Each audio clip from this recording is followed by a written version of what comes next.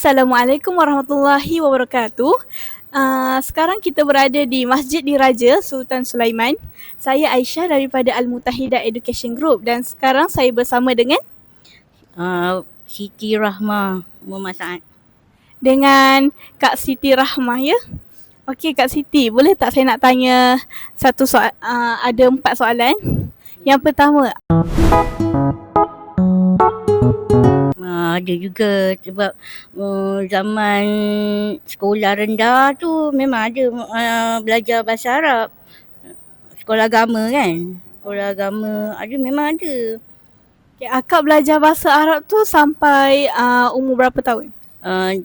Kira saya ikut daripada darjah 1 sampai darjah 6. Okey Kak, soalan yang kedua.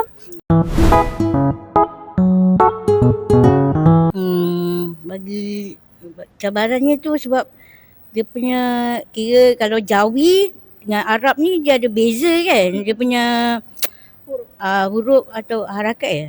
Harakat dia, jadi kita tapi kita dengar jadi penukaran ayat tu daripada bahasa Arab ke Melayu. Jadi ayat tu jika kita orang tulis macam isnani salah satun, macam 1, 2, 3 tu, jadi kita akan tulis bahasa Melayu daripada Arab tu ke Melayu. Ayat huruf tu. Jadi kat sini akak nak cakap dia macam bercampur lah bahasa Melayu dengan bahasa Arab tu. Okey. Soalan yang seterusnya.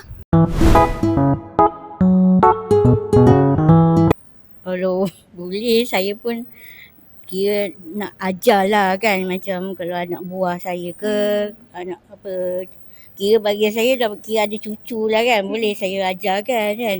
Tapi itulah kadang-kadang sebab kita sentiasa ada kerja, tak ada masa banyak lah nak belajar, nak ajar tu. Okey, soalan yang terakhir.